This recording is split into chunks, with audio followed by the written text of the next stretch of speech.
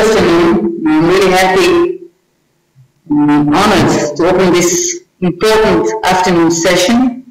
We have distinguished guests from Israel and abroad. And I will start with a very short introduction, and then I'll present our guests.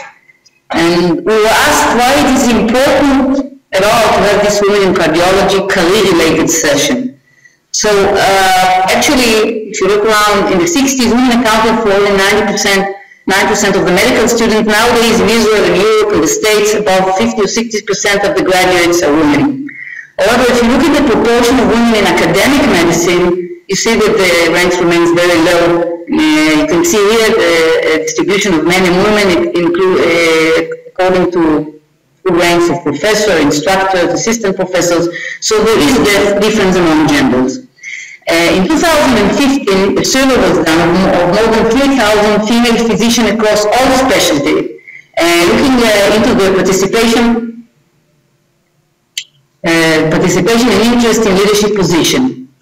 And as you can see, most of them, nearly 50%, did not hold any leadership position. However, when we were asked how it is important in general women will attain leadership position, most of them, being leaders or not being leaders, felt 50 or 60% that it's very important for women to be in a leadership position. So I think nowadays we must understand it was thought for many years that women do not like to be in leadership position. But it's not true anymore. And I think we must understand women do really aspire to be leaders. And they experience a lot of issues like work-life balance, and we'll talk about it a little bit later, but the desire is equal among genders, and this truth must be told. In cardiology, we still have a problem, and in 2002, Robert Fire, in the ACC presented paper, asked, why are there so few cardiology women? And then, 2014, looking again into the distribution of cardiologists among genders and age groups, and you see there's a big difference. Here the women are in pink among fellows in cardiology, women and men. And nowadays, even nowadays, 2017, only 50 to 20% of the cardiology fellows are women, so you still here we have a problem. So why do I think the discussion about women's presence in cardiology involvement in leadership is important? A, because real equality in the workplace is important for all of us. B, because the world, and this includes cardiology, has been without the full talent of us and the creativity and the ideas of half of the population. We do lack it. And I do believe in the things that Sheryl Sandberg said, that if more women will lean in, we can change the power structure of our world and expand the opportunities of all. And as I see our task, is build a national and international network, support network, to know all of us the knowledge of our innate talent and strength, to sit at the table and to make ourselves the change nowadays, not tomorrow, nowadays, and maybe we can make sure that one day there will be no longer a need for special women in cardiology session because it will be equal.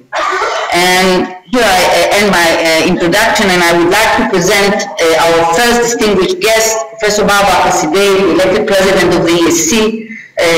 Professor Hasiday, professor in cardiovascular medicine in Oxford. The main research field focuses on AFib, cardiomyopathy. You heard her talk, from bench-based to major clinical trials. She's awarded with many excellence medals from the ESC, the British Cardiovascular Society, and more.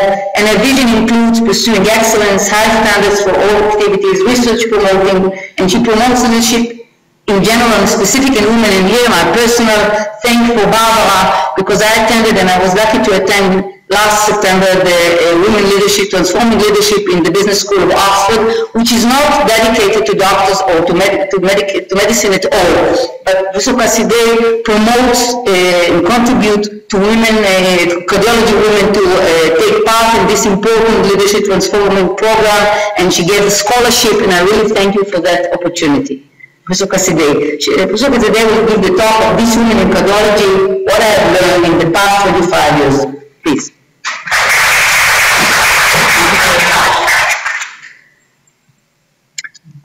So thank you very much. I do like the size of this session because I'm going to make it personal, And I'm going to have a conversation with you and see what you think about my experience. I know that every place is different, every experience, every life is different. So what I'm saying reflects my experience and what I have learned from it. It doesn't necessarily mean that it will apply to you, but maybe you will understand where I come from. So literally, I come from a small town on the beach in Italy. I went then to high school in Ravenna, did quite well, and so I got myself a place in a premier university in Italy, where I graduated with a gold medal and got very early on a tenure track position in this hospital here in Varese. So everything looked fantastic. My parents were very happy that I was far but still in Italy and well settled. And I was really very rapidly thinking, is this it? I mean, is this the best I can do? Maybe I should try something a bit more adventurous. And so in 1989, I moved to Oxford with a 3-month scholarship from my college, take an unpaid leave from my job. And this is how Oxford looks like from a tourist. This is how it looks like to me. So that's where I work. You see on the top the John Radcliffe Hospital, where I do my clinical work, and on the bottom is the Wellcome Trust Center for Human Genetics, where I do most of my research. So as I said, I arrived there, and after 6 months, I then decided to stay a bit longer and got a research fellowship from the European Society of Cardiology, where my relationship and to some extent debt with the society started. That's how I got hooked with the society, through this opportunity. So in 1991, I resigned my job in Italy and started a PhD in Oxford. Then I'm awarded a prestigious local fellowship that pays my fees, my salary for 3 years. I find a mentor. I think my colleagues are great. And in 1994, my first child is born. I pass my PhD viva, and I win the Research Worker Prize of the British Cardiac Society, the first time to a woman. So I think, hey, I'm doing well, 10 out of 10. So then, you know, from this point where you start being a student, a young person, and they want to learn, and you go towards competing to positions where other people are competing rather than your own, then the problems start. So, you know, I want to be an academic, right? I don't want to work for the National Health Service full time, and therefore I work for the National Health Service unpaid, and write a number of project grants to fund my salary, which is not a very nice position to be. My head of department suddenly retired in 1994, and my mentor and best friend in Oxford dies of cancer in 1998. I applied for a number of positions, senior fellowship, readerships, and fail constantly. And at this point, I come to the conclusion that I might have to give it up, because I feel isolated. I feel that everybody's moving on but me. I'm always tired. My daughter doesn't sleep through the night until she's 7 years old, and I'm really exhausted all the time. So generally, I have a creeping doubt that I'm not good enough, and that's why I keep failing. And the money that I earn, which is not a lot, goes in childcare. So the question is it worth it? Comes importantly, and this is, if you like, something that is pertinent to women only. I understand that it's socially acceptable for me to give it all up. And in fact, several people and colleagues really encourage me to do so. And they say, well, you know, of course you should be home with your child, your family, and this and that. And this is the moment where we have the greatest attrition in women in cardiology, in academic medicine, in careers that might take them to places, right? This very situation. And so, yeah, I was lucky that despite all of this social pressure, I had my mother, who is completely the other way. And she said, you'll be bored, you have to continue. And I did continue, and all the things for which I failed the year before then happened very in short succession in the 2 or 3 years after that particular point. So what is it that I've learned from this that might be of use to you? So the first message that I have is that career paths are not linear and failure are frequent. Everybody experiences failure. They may not talk about it, but if you fail at something, it won't just be you. You're surrounded by people who fail, right? And in fact, if you don't fail, somehow, you could conclude that you've not been ambitious enough, right? You need to really stick your neck out.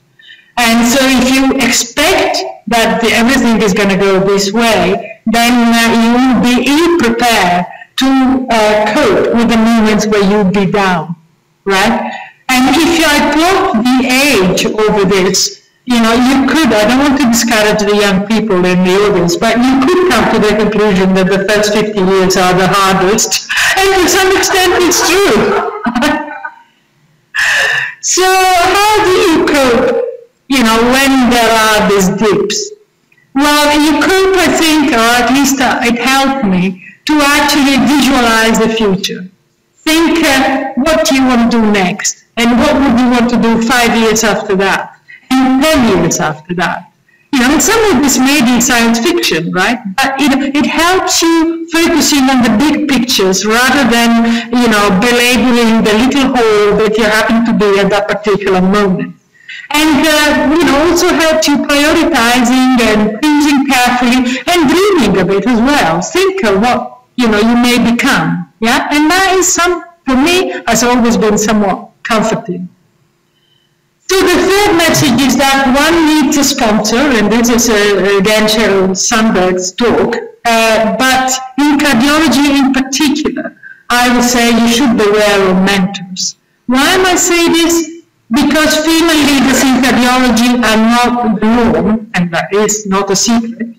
And the future female leaders may be actually discouraged rather than inspired by someone else's past experience, right? You should always look ahead, right? Not look backwards when you come from a position of disadvantage. I think that is very important. It's also true of minorities, right? It's not just a female problem. So traditional mentoring can make one fall back to old stereotypes. You think, I want to go places, and someone might tell you, well, you're going to have a family and this and that. Are you really sure? And that's where the doubt starts to creep in. So don't go to mentor. And that's why I put my effort in the European Society of Cardiology to actually have these places in leadership school to sort of give people tools to find their way, their own way, a new way. It must be a new way. So persistence, it's really key in this, right? If you just implode at the first difficulties, you're not going to go far because the difficulties are there, the low moments are there. So persistence is really essential, and so is application. This is Thomas Edison, right? Famous for the light bulb, the phonograph, the motion picture. So he's famous for 3 or 4 things. Did you know how many patents he had to file before he found his 3 or 4 successful ones? 1,093, right? And he famously said that genius is 1% inspiration and 99% perspiration, that sweat. And so this is also important, that application, that persistence is really key to achieve something, both in your professional and also in your private life. So the other thing that is very important and where women sometimes are not so good at is to take risk, right?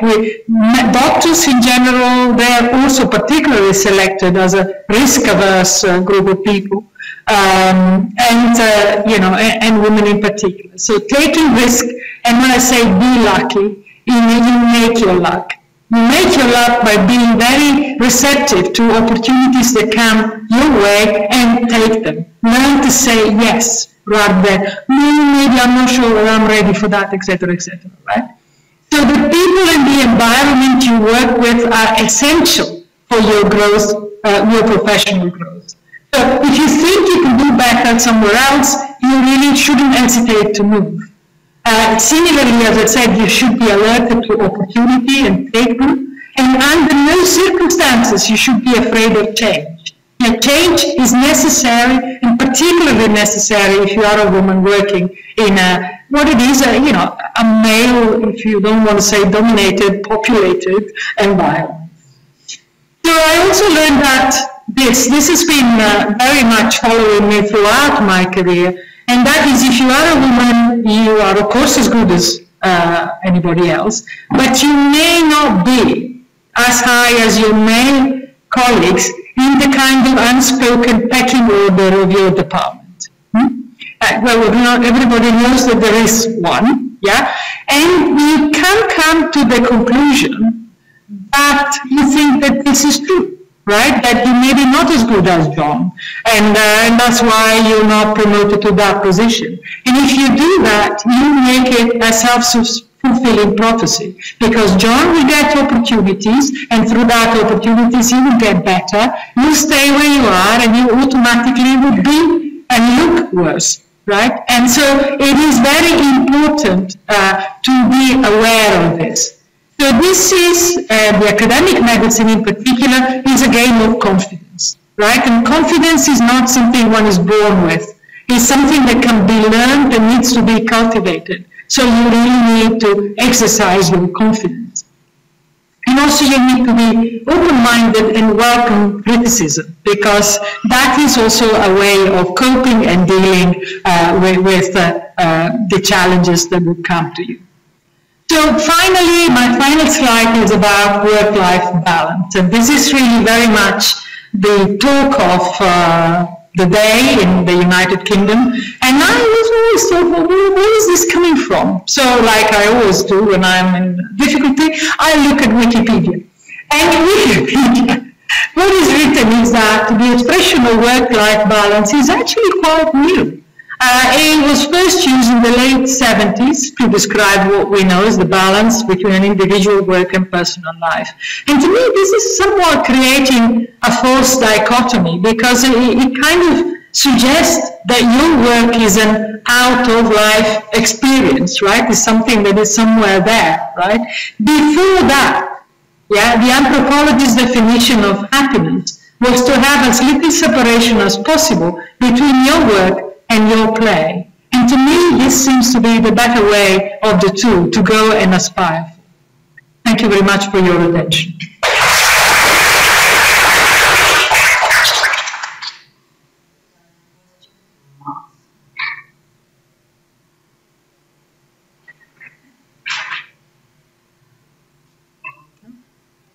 Yeah. One thing. Talk about your feelings and your advice for women. And I feel that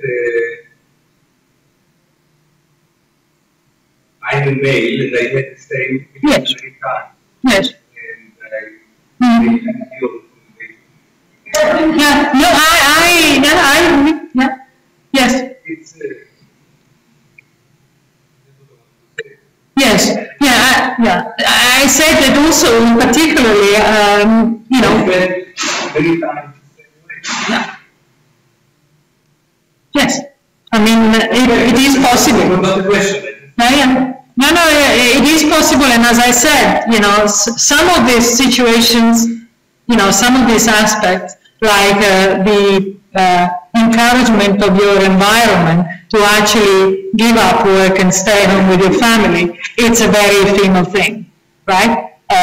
By and large. But a lot of men with a particular way of thinking, or that belong to some form of minorities, say because they're not banging the fist on the table or something like that, also experience the same thing. So that's why I always tell Avital that we should really forget about the word women and do the women issues within a more global perspective and get the men in as well, because I think that's the only way that we are going to achieve that parity.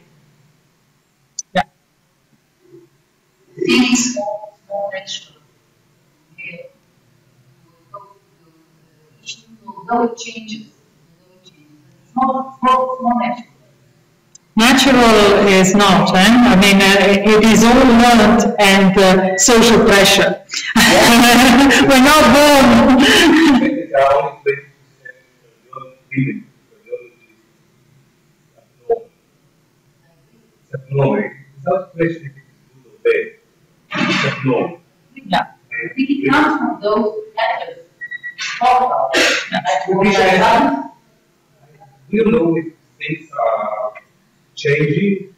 Well, in 2002 when all the five rolled, and what happens now, 2017, it hasn't changed.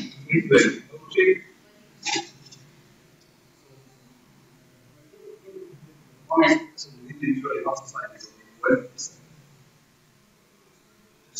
88% on May. So I'm just a brief question.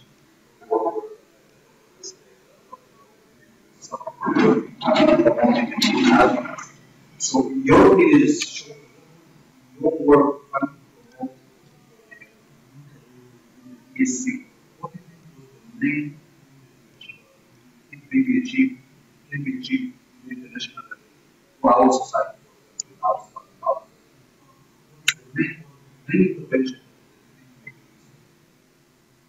So it's too early to tell, but I have done 3 things so far. So one has been the Women Transforming Leadership course, right? And to have 7 or 8 places every year in order to build up a cohort of women who then could be mentors actually for other women, you know, something looking to the future and have also the possibility to develop their own leadership style rather than mock the models that are all traditional models of leadership within our profession. So the second thing is that to have a women group that is, however, not official. You know, it is more like how do we have a group of women that we can safely say to the program committee, to the editors of the journal, that they will engage. Because I've heard many times, so we invite women, but they say no, right? And so there is an attempt from my side to actually say, no, this is the list. You know, any of these professional women would say yes, and so there is no excuse, right?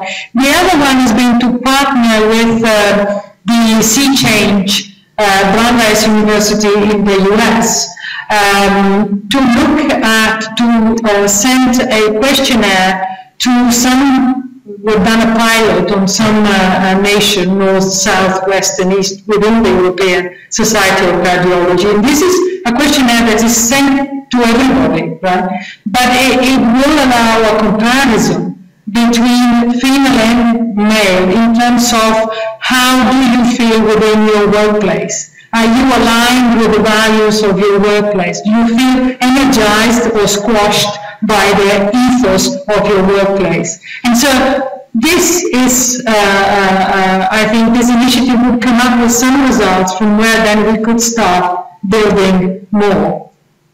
That's what I've done so far. Thank you. My prayer about our next speaker, Les Shaw, President of the Society of Cardiovascular Lipid Tomography, cardiology division from Emory University, with special interest in research in imaging, accuracy, risk assessment, hundreds of publications, serves as associate editor of several leading medical journals, and also authored several books in women health and outcomes, and a top women in cardiology, the past, present, and the future. Thank you. It's a wonderful opportunity to follow Dr. Cassidy. I really love that she gave a real personal perspective. So if you look at I'm going to actually make it more personal. I tried to make it more U.S. based because there's a lot of good, but there's also highlighting a lot of bad that's going on in the United States. And I'm not talking about my president. So if you look at my, whatever you call it, my sign, I'm a tenured professor at a university. I direct a clinical research institute. I have an endowed chair as of this year, but I had to push for that endowed chair. I'm just going to give you a little personal note. I am one of 17 tenured professors at my institution, the School of Medicine, out of 700. So we've come a long way. Yes, I'm a tenured professor, but it hasn't been easy. And so I'm going to focus a little bit on where we are. Slides change. Here we go. So let's take a little historical perspective in the United States. Beginning at the 20th century, there were 2,000 physicians, women physicians in the United States. Well, that's great because it was up from 200 in 1860. But really, from that time, from the beginning of the 20th century until 1965, women still were less than or 10% of all physicians. There were two key pieces of legislation, which really is an impetus for change in the United States, which fostered equity in higher education, called the Title IX Act of 1972, and that focused broadly on higher education. I think it's most notable, you might have read, for the Title IX Act to focus on equity in support of sports and athletics in college, but it also actually fostered equitable enrollment of women in higher education in general.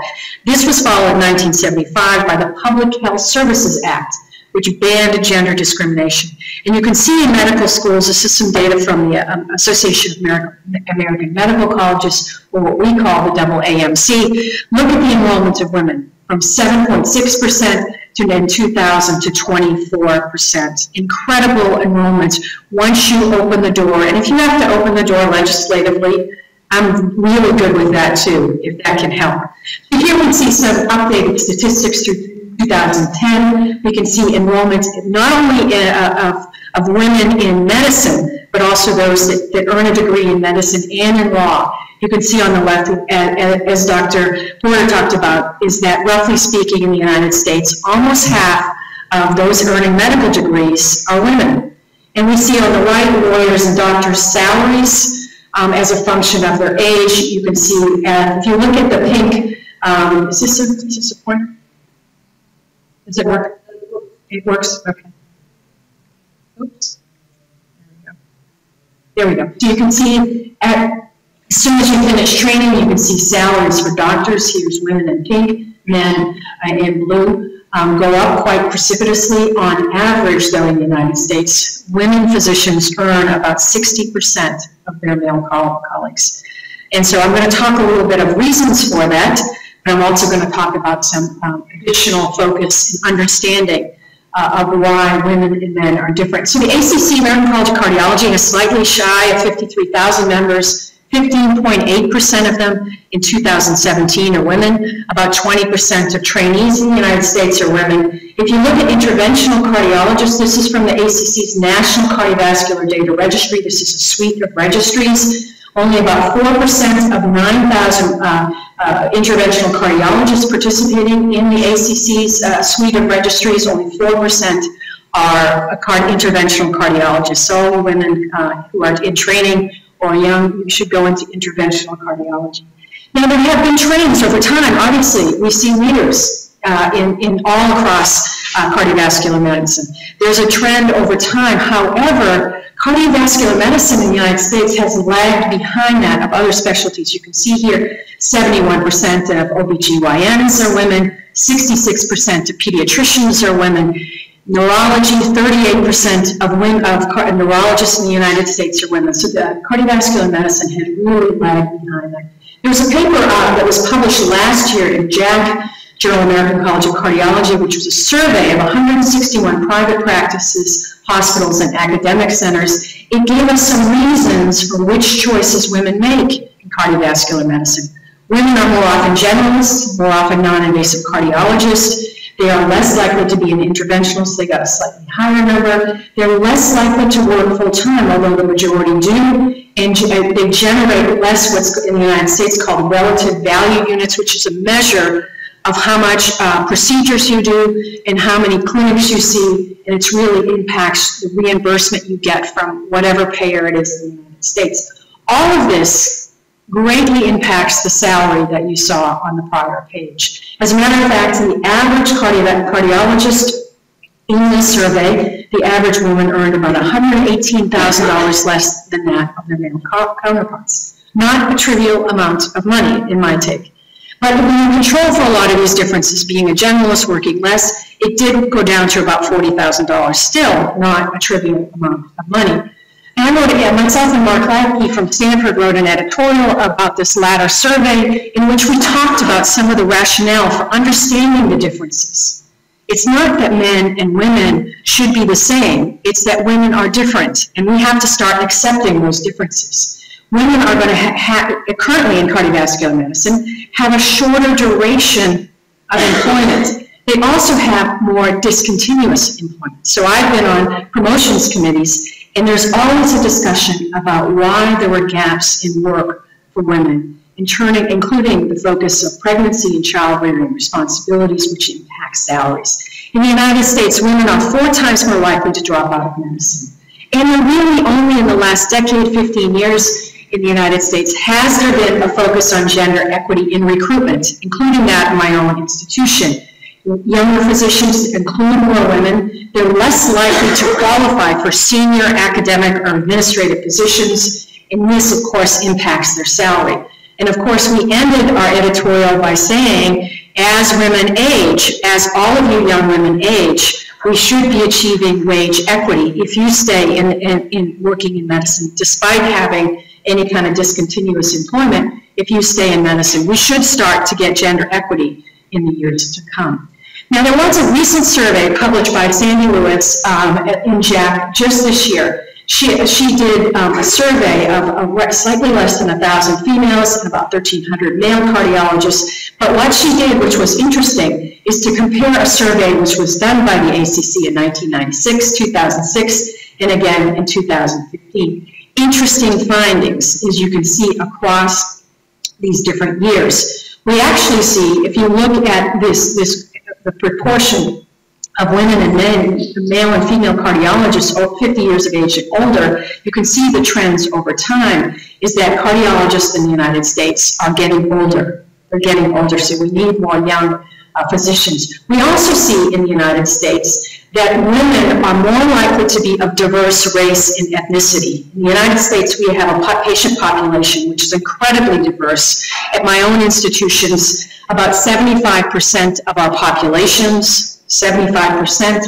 are Asian, Black, Hispanic, etc. So having a diverse workforce, having a diverse group of female cardiologists, particularly in the city of Atlanta, which is 50% African American, is important that our workforce reflects our patient population so we can attract patients to feeling comfortable in receiving care from diverse patient populations. Let's take a little bit more information from this professional life survey, some things that have changed and some things that are different, some positives and some negatives. Now, first of all, there's a lot of career satisfaction which has been maintained over the last couple of decades. That's really important. And as well, we note that about 65%, and this hasn't changed over the last couple of decades, 65% of women in 2015 experienced discrimination. I have experienced marked discrimination in my career. As I've been a speaker at many meetings, for example, I've been asked to get coffee. I've been asked in meetings to get coffee, and it's always interesting to watch people who have asked you to get you coffee when you get up to speak. And you can see women have more often required help for child care, although that's changing.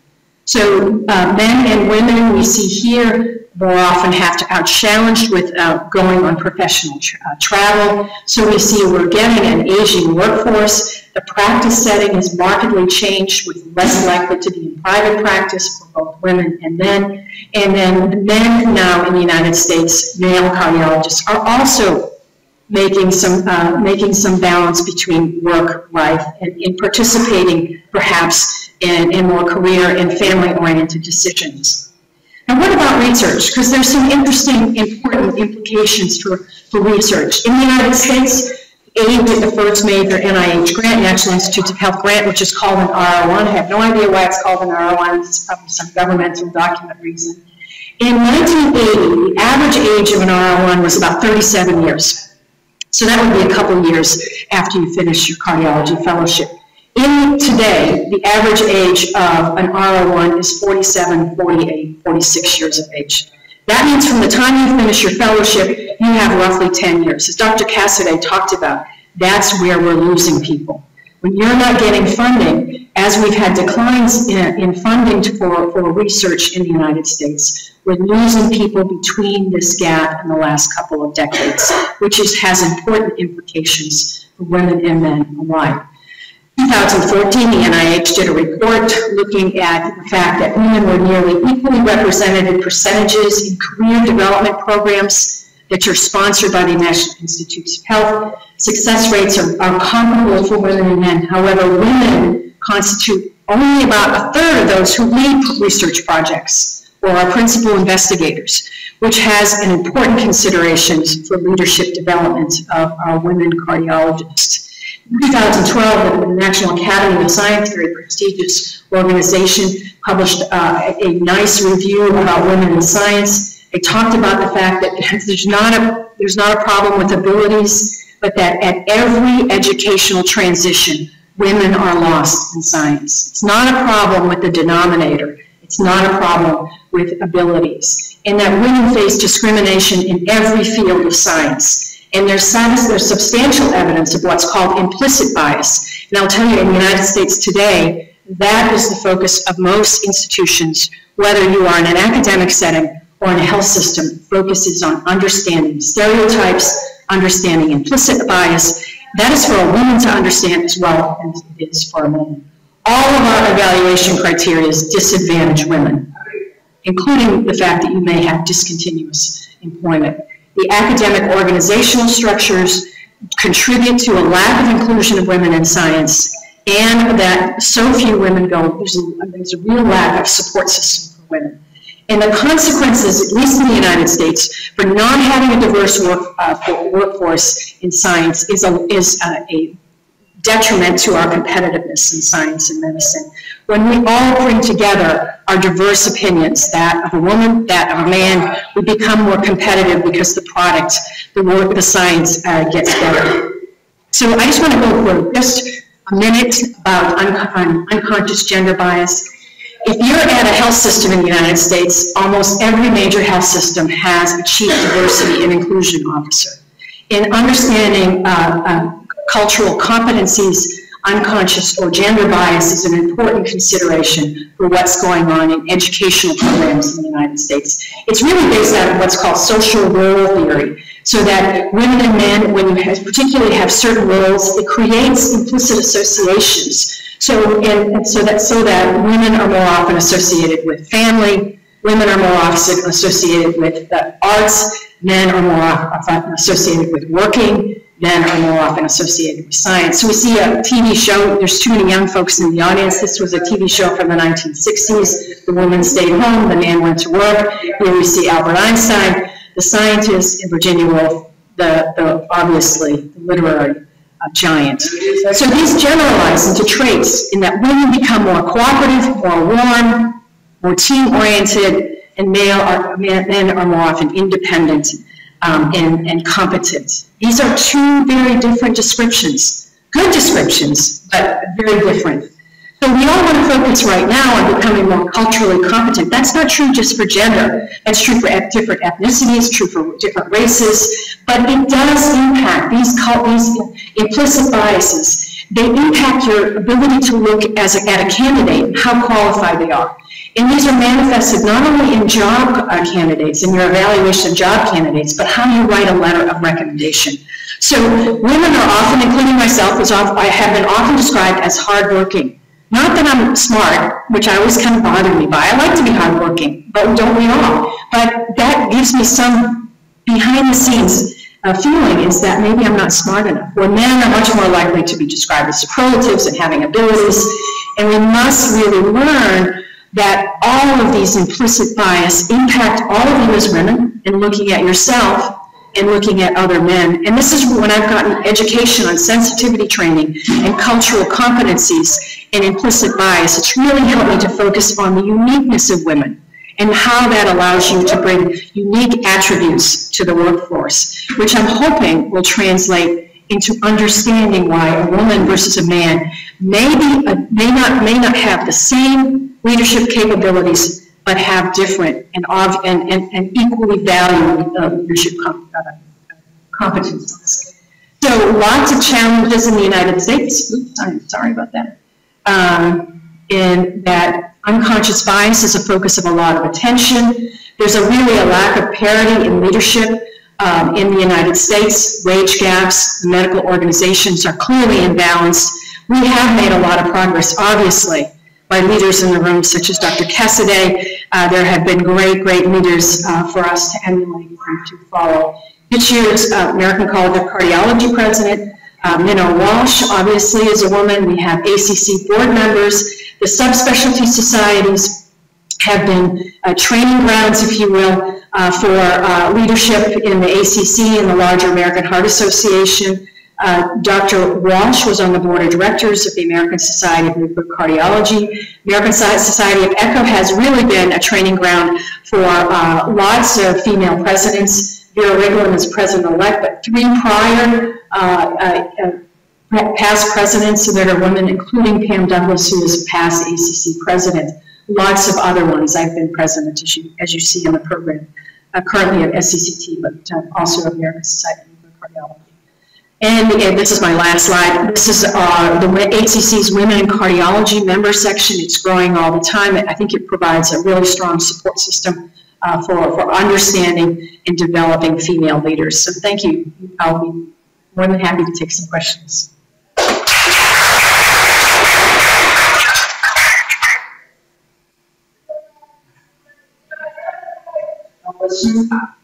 Yeah.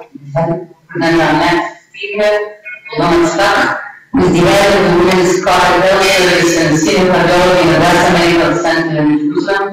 She graduated from Harvard Medical School and fellowship in cardiology in Cornell University and fellowship in Akron University. Her main research and clinical activity focuses on health education, primary and secondary prevention in specifically minorities and women's societies in Woodland. She's involved in promoting women's cardiac health both in the Israeli Heart Society and our Israeli Parliament. And the topic will be is the glass ceiling women in medical and health position. Thank you, Tali, for making me think about this topic. I'm very happy to see a lot of young faces here. When I moved to Israel this summer will be 10 years. As far as I know, I'm the first woman cardiologist at Hadassah. And until March 1st, I was the only woman cardiologist at Hadassah, but recently we have as of March 1st, we now have a second woman who joined us. And I have to say that that's one of the things that I missed the most when I moved to Israel, was having female colleagues within cardiology to talk to. And I just wanted to share one more story before I start. Before I moved to Israel, we took a trip to try to meet people, and I met with a retired chief of cardiology who's no longer alive. And I spoke to him, and I told him I'm interested in a position in academic medicine in Israel. And he said, "You talk to me a little bit." And he said to me, "You have 4 children? You can't be an academic cardiologist. I'm not going to help you." And that was the end of the discussion. So, the question that Tali asked me to discuss today was, is there a glass ceiling in Israeli academic medicine? Now, I'm a native speaker of English, but for those who are not, a glass ceiling is an intangible barrier within a hierarchy that prevents women or minorities from obtaining upper-level positions. You start out, you work really hard, but you somehow can't advance and can't get to the top. And why is this so important? Well, part of it, going forth is a disadvantage. One of it is the talent pool issue. The fact is that if only 20% of our fellows are women, we're missing out on a significant amount of the smart people who are doctors in this day and age. And also, as Tali and others have mentioned, having women in roles overcomes the implicit biases and the overt biases that exist within health, helps to overcome these within the health system. It also helps to overcome biases that occur in health research.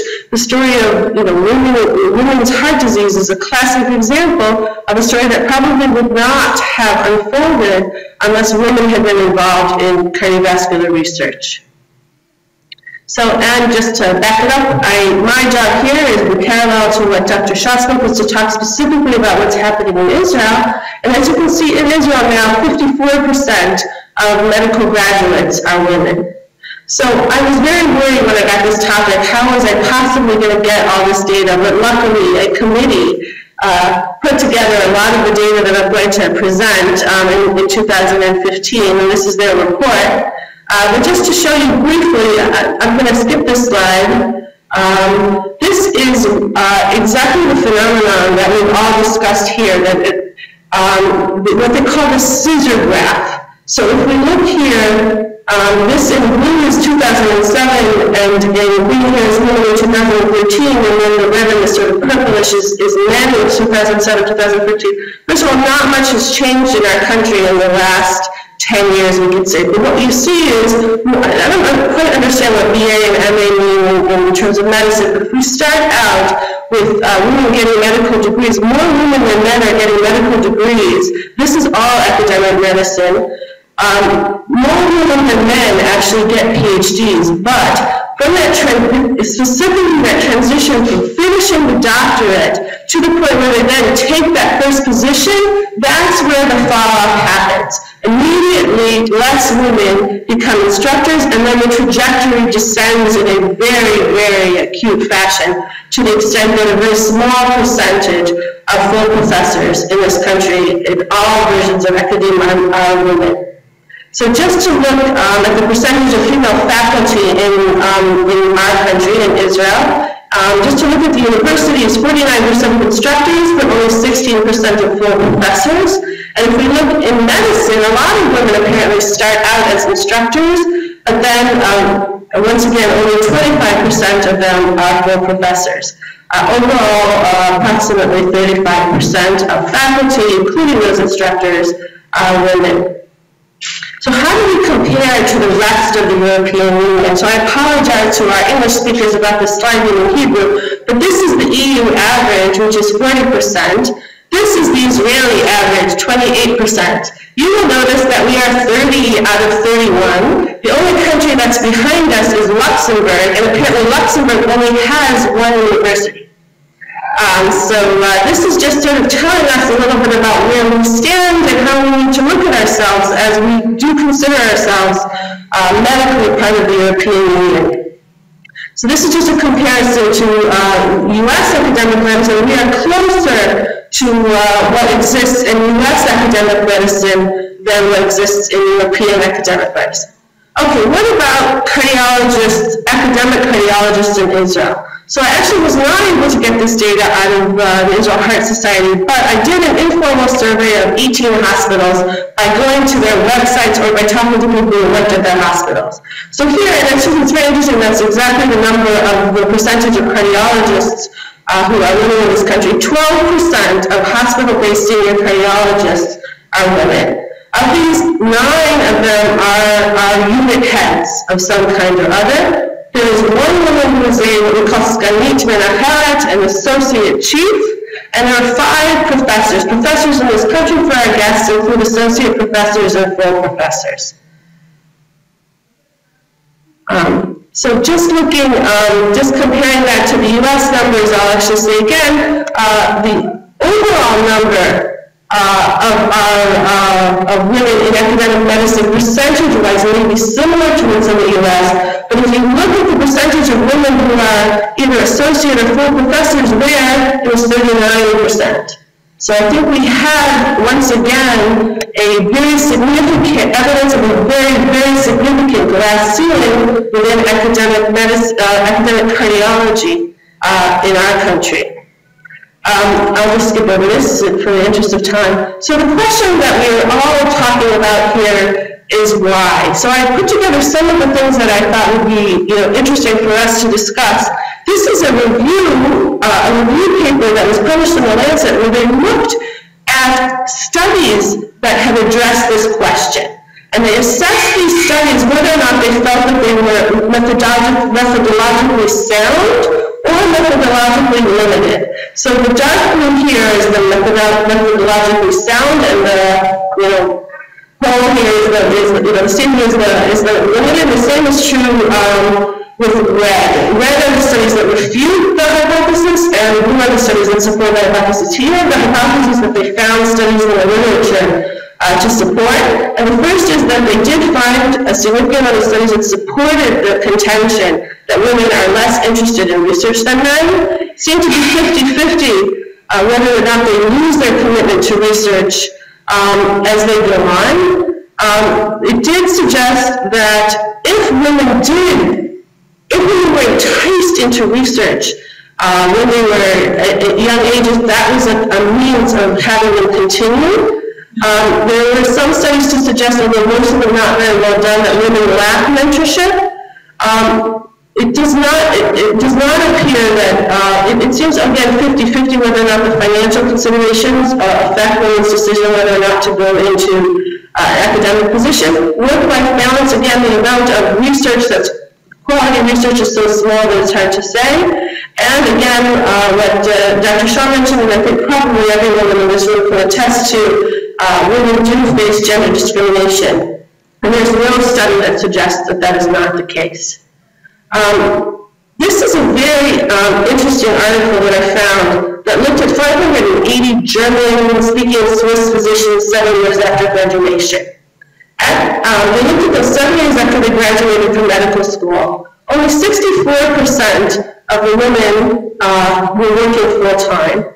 A significantly larger percentage of the men had 2 or more children compared to the women.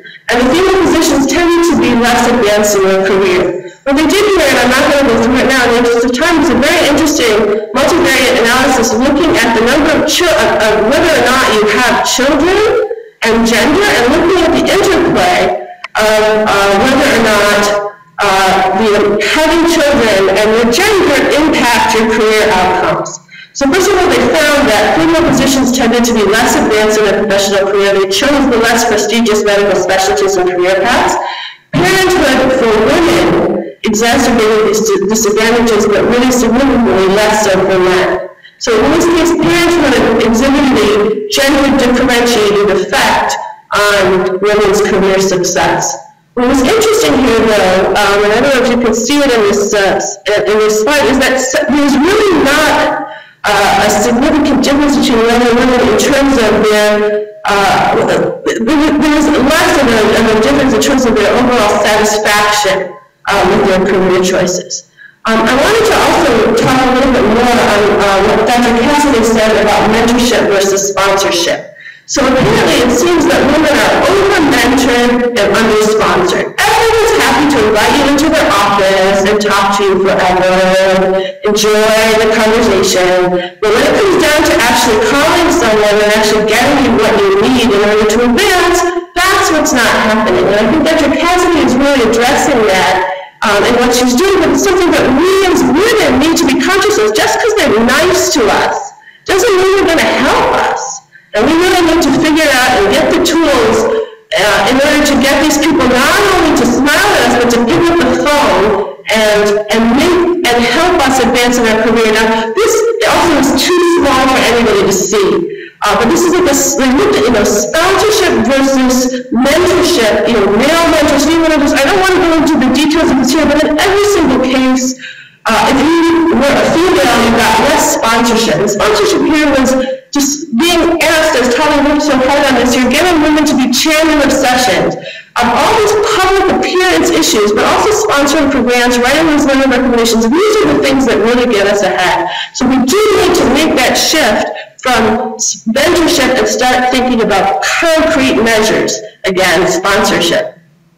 So in this wonderful report that I quoted the data from, they actually thought through very carefully what are some of the barriers that exist in our country for the academic advancement of women. So one of the major barriers, and I really have a colleague at work who has been really discriminated against because of this, is that in order to advance in this country, you have to do, and this is just for our guests, you have to do a postdoctorate out of the country. That's really the only way that anyone is going to take you seriously. If you have a spouse who actually has a job, and that job is important, and they actually make a living from it, they don't want to take 2 years off and go off to some other country and completely disrupt the trajectory of their own career. And this is a very significant barrier. Second barrier was alluded to again by Dr. Cassidy, differences in our beliefs and expectations about the likelihood of getting a job. Okay, I'll go off, I'll do that postdoc, but nobody's willing to promise me a job when I get back. And that goes back to the sponsorship issue. Maybe they may whisper to our male colleague that he'll get a job when he gets back, but they don't whisper to us that we're going to get a job when we get back. These are the things that we need to work on in order to empower ourselves. In terms of faculty recruitment, there ends up being, because of this attrition right at this point after the education, there ends up being a small number of candidates. And there are differences again in the social support and sponsorship about getting those jobs. And somehow the grapevine, how people hear about things, how you know that there's a job. Very often, as we all know, the job candidate has been selected before the job is even posted. Well, that selection process takes place before we, as women, hear that there's actually a job available. And then there's in-group bias. As we know, people want to hire people who are just like them. And if you have 2 X chromosomes, you're actually not so like the people who are doing the hiring. And then when it comes to the advancement, then there are also the politics and the dynamics within the department that influence your advancement. Again, the sponsorship, but again, how to play the political games, and again, the demands of private life. So this is just a picture in Israel of the percentage of women recruited to university positions. So this is just to show you that even in 2000, even in this period of time, in the recent past, there's really only 25 to 30% of women who are being recruited at the instructor level in academic medicine in Israel are female. And in terms of the in-group bias, if you look at it, only 20 to 30% of the people sitting on those tenure committees making those decisions are women, except for the Technion, which seems to have none. But I just wanted to end this with a little bit of a way of hope. I found this on the ESC website. Maybe Dr. Cassidy, I could not find the data on which this was based, but it says that 70% of cardiologists in training in the EU are women. So if this is the case, I don't know if it's true or not because I couldn't find the paper that it was based on, but this may really bring about a radical change in the whole field of cardiology. So I wanted to just give some of the conclusions. As we all know, although more than women and men obtain doctoral degrees, women are progressively underrepresented in academic positions and in academic medicine. Based on the data that we looked at today, the glass ceiling here in Israel is more pronounced than in other EU countries. It seems to be, however, more similar to what is seen in the United States. But given the recruitment patterns of junior faculty and residual barriers that we've just discussed, this is likely to continue for the foreseeable future unless we really make the policy changes that we need. Get the support of the leadership of the Israel Heart Society and our European colleagues in order to make these changes happen. So one very, when I was going through this, it's difficult to sometimes see the numbers in your face. Like you think it and you know it, but to actually look at the numbers is disconcerting. Sometimes I think that, there are really barriers to women in this country. I honestly believe that. I think there are barriers to people who don't have lives. And one of the things that we really need to think about is how to get the support that we need in order to maintain that work-life balance. And I'm eager to hear the next presentation. Thank you.